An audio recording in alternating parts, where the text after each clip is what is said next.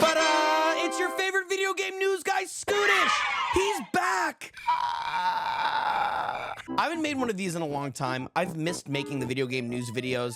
I like being in the know. I like knowing what's going on in the industry that I care so much about, that helps me through all my darkest hours. And I feel like you guys would appreciate hearing what I think about the news, so I'm making these video game news videos yet again.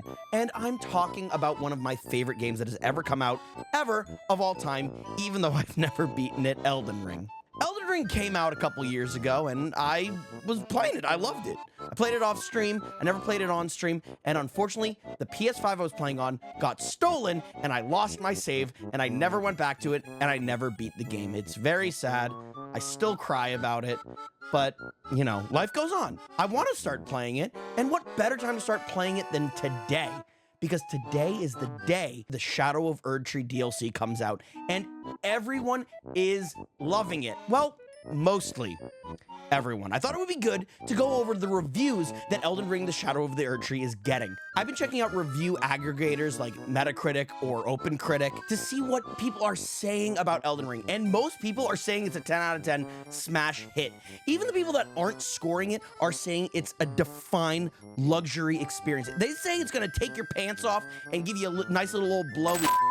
Kotaku even said that the game is so good that it deserves to be its own video game, not just a DLC to Elden Ring. So kind of like Assassin's Creed Mirage, but it actually deserves to be its own goddamn game and not scrapped DLC. Listen, let's talk about some reviews. Let's talk about Dexterdo's reviews. Because if I'm gonna become a video game news guy, we should look at the masters of video game news. And that's Dexterdo! Dexterdo says The Shadow of ERDTREE is a fitting tribute to Elden Ring and a stunning finale that manages to surprise and shock us all over again. Those who enjoyed the base game will find much more to get their teeth into.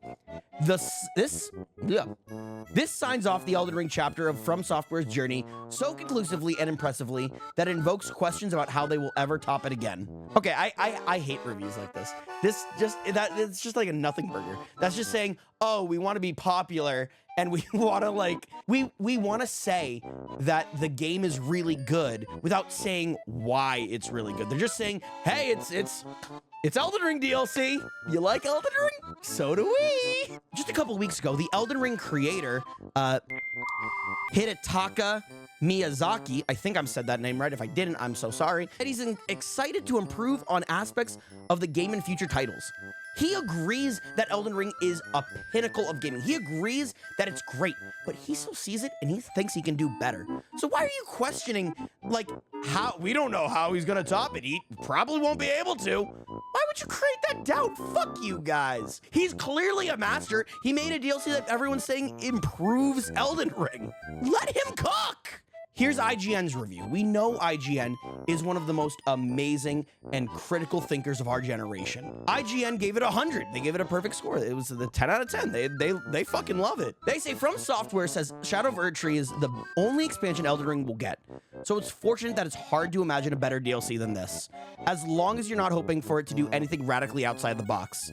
Everything I loved about the original has been condensed into an incredibly tight package. One that's the size of many standalone games all on its own, and can only be considered small in comparison to the absolutely massive world of Elden Ring itself. Come on, man, it's not the size that matters. It's about how you use it. ERDTREE's absolutely jam-packed with secrets, valuable treasures, challenging boss battles, and horrific monstrosities to face off against, as well as cool new weapons, spells, ashes of war, spirit ashes, talismans, and more to play around with and use to find even more novel way to tackle its memorable. Yeah. Am I having a stroke talking about Elden Ring? I don't want to die like that. It's a very well-written review. Hey, you know what? Fucking better than Dexterdo, I'll tell you that much. Goddamn. But I think that says a lot. For those that don't know, the Elden Ring Shadow of ERDTREE is going to run about 20 to 25 hours. Compared to Elden Ring's 60 for the main story, or 500 million thousand gajillion to complete everything. I don't know how long freaking game is, but it's a tighter package. And considering that that tight package that IGN was talking about is a full fucking day of a human life, is goddamn insane. I remember when people were calling Spider-Man Miles Morales a tight package, and that game's 8 hours. Like, goddamn, how am I ever gonna beat Shadow of ERDTREE? How am I gonna catch up to Shadow of ERDTREE? I'm not even done Elden Ring. By the way, if you're watching this, I'm probably live on Twitch playing Elden Ring right now at twitch.tv/Skootish. You guys should come check it out, because why wouldn't you, you silly little billies? Dude, it is hard to find a score that isn't 100. Destructoid, I like that website. Their one line on Metacritic is, even though my expectations were high, Shadow of ERDTREE still managed to exceed them. They gave it a 95. That's a weird thing with some review companies. I feel like they're so scared to give things a 10 out of 10. And I understand why, because like if you give out a 10, what does that mean? You know, I don't know. I feel like it's hard to be a perfect 10. Who is a perfect 10? Sabrina Carpenter and Tom Holland. No questions asked. They go on to say it's a hallmark of excellence. There may be flaws, but they are negligible and won't cause massive damage, except the bosses and the massive blows to your ego, because I'm sure you're gonna spend hours and hours and hours on one boss and watch some fucking guy on TikTok beat him in a hit. Dude, that's gonna oh god, if I start playing Elden Ring and that's gonna send me, dude. Some jackass is gonna be able to beat him in one hit on TikTok, and I'm gonna cry about it at night. Game Informer, the boring but ultimately correct shorthand to summarize Shadow of ERDTREE is that it's more Elden Ring. Oh yeah.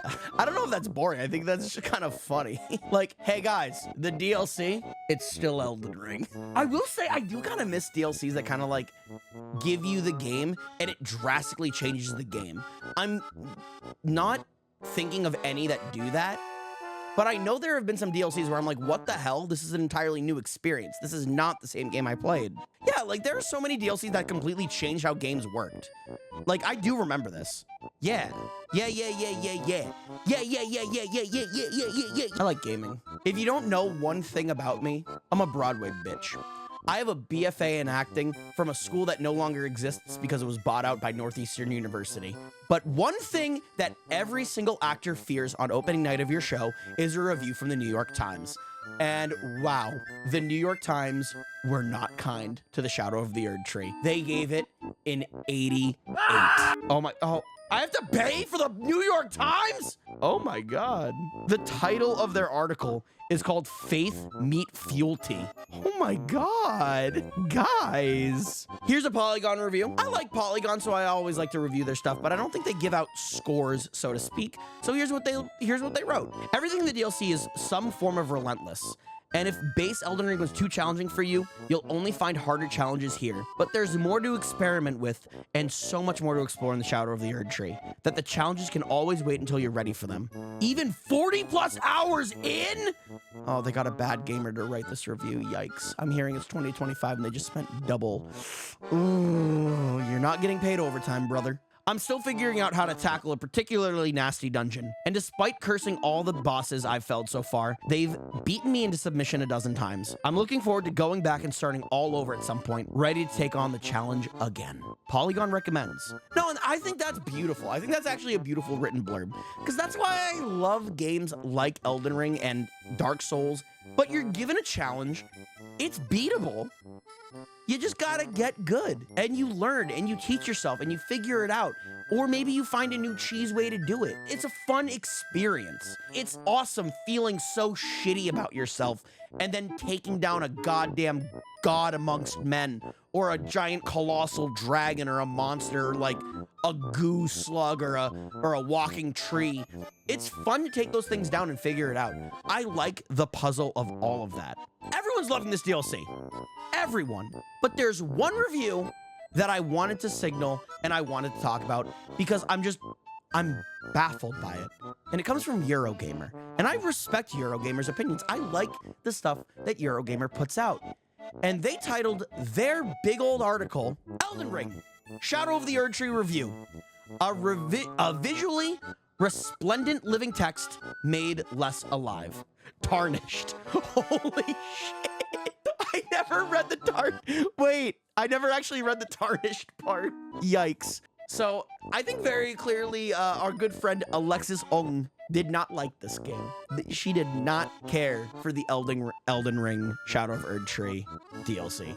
And if you go on to read it, she explains that there's so much to do and there's so much there that a lot of it gets drowned out in noise, and you lose a lot of what made Elden Ring originally so great.